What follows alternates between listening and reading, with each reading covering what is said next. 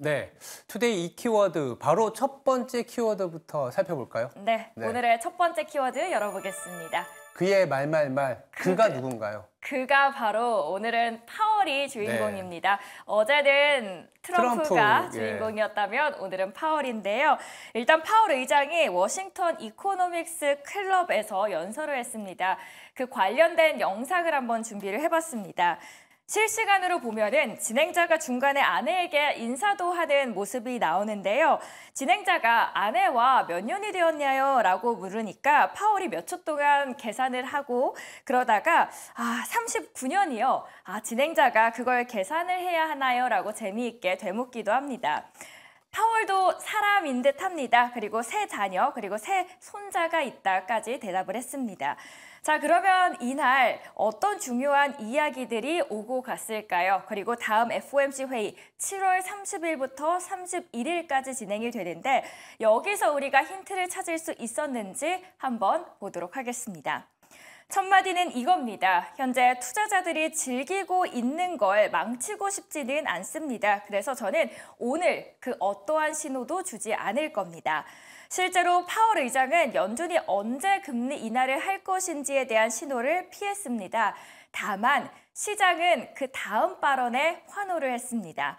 지난 2분기 동안 물가 상승률이 2% 수준으로 둔화하고 있다는데 나는 더 큰 확신을 얻었습니다. 인플레이션은 내려왔고 노동시장도 점점 더 안정을 찾아가고 있습니다. A pretty good pace, 꽤 괜찮은 페이스로 움직여주고 있습니다. 하지만 나는 어떠한 신호도 주지 않을 겁니다. 라고 재차 강조합니다.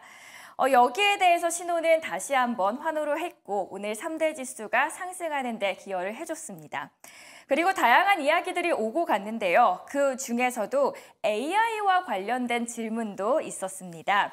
진행자가 요즘은 AI가 핫하지 않습니까? 챗 GPT에게 여러 데이터를 놓고 이번에는 어떻게 해야 할까요? 금리 인하 해야 할까요? 라고 물은 적이 있나요? 라고 한번 여쭤봅니다.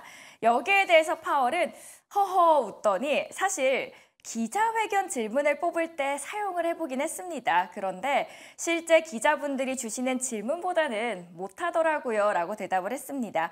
그리고 AI로 데이터를 넣어서 결정하지는 않습니다 라고 합니다. 그리고 진행자가 파월에게 마지막으로 재밌는 질문을 하는데요. 전 연준 의장이 파월 당신에게 어떤 조언을 해줬나요? 그리고 어떻게 이렇게 몸이 항상 좋죠? 라고 물어봅니다. 저는 바이크, 수영, 헬스, 자기관리를 정말 열심히 하고 있습니다. 그리고 전 임자가 저에게 정말 많은 조언들을 해줬는데요. 지금으로서는 이 말이 기억이 나네요. 마우스피스를 꼭 챙겨라. 그동안 얼마나 많은 정신적인 펀치를 받았을지 상상이 갑니다. 여기에 대해서 지금 투자은행들 그리고 주요 IB들이 이제 어떻게 금리 인하 시기를 예상하고 있는지 표도 함께 보도록 하겠습니다. 첫 금리 인하 시기 그리고 연내 금리 인하 폭 전망을 나타내주는 표를 준비를 했는데요. 보시면 이 22개 중에서 18개가 오는 9월에 FOMC에서 금리 인하가 시작될 것이다 라고 예상을 하고 있습니다. 12월은 하나, 그리고 2025년 전망이 3곳 나타납니다. 아직까지 시장에서는 연준이 9월부터 금리 인하를 시작할 것으로 내다보는 듯한 분위기입니다. 오늘 전반적인 파월이 어떤 이야기를 했는지 그리고 시장은 어떻게 반응을 했는지 첫 번째로 한번 말말말 통해서 알아봤는데요. 두 번째 키워드는 뭘까요? 네, 두 번째 키워드는 중국 부진에 대해서 좀 얘기를 해보겠습니다. 중국에 대해서 요새 관심이 없습니다. 그렇지만 우리 시장 내에서는 상당한 시사점이 있기 때문에 좀 가져와 봤는데요. 바로 어제 중국의 지표가 나왔습니다. 그쵸. GDP가 별로였고 소매 판매가 상당히 부진했습니다. 산업 생산은 그나마 조금은 시장 기대치만큼 나와줬는데 이 부분에 대해서 우리는 좀 느껴봐야 되는 부분은 그리고 좀 고민이 필요한 부분은 중국은 디플레 압력에 굉장히 빠져 있다라는 부분입니다. 그러니까 중국과 관련해서는 소위 말해서 모멘텀을 찾지 않고 있는 시장 분위기인데라고도 생각할 수 있겠지만 우리 시장에 미치는 함의는 그거보다 큽니다. 어떤 부분이냐면 중국은 어쩔 수 없이 5%의 성장률을 만들기 위해서라도 자체적인 소비가 아닌 공장, 뭐 이렇게 생산성이 떨어지는 제품이라도 계속 만들어내야 됩니다. 왜냐하면 고용을 유지시켜야 되니까요. 생산성이 높은 빅테크 중심의 일자리를 못 만들기 때문에 우리가 흔히 얘기하는 2차 전지 내지는 화학, 철강처럼 동아시아의 물품을 저가로 계속 밀어내기를 하고 있습니다. 그렇다면 그거와 경쟁을 하고 있는 동아시아 그리고 한국의 업체들은 상당히 마진에 압박을 받을 수가 있고요. 안 그래도 트럼프 전 대통령의 지지율이 급등한 상황에서 2차 전지는 이렇게 중국발 저가 물량 공세에 더 빠질 수밖에 없다. 더불어서 화학이라든지 철강 같은 기초 소재 그리고 중국이 앞으로도 계속 본인들의 성장률을 더 자극할 수밖에 없는 상황이라면 이런 디플레 압력에 빠져 있는 업종들은 국내 그리고 글로벌 상승세에서 조금은 비껴날 수도 있는 그런 리스크가 있기 때문에 어제의 중국 지표를 한번 더 살펴봤다라고 보시면 될 것 같습니다.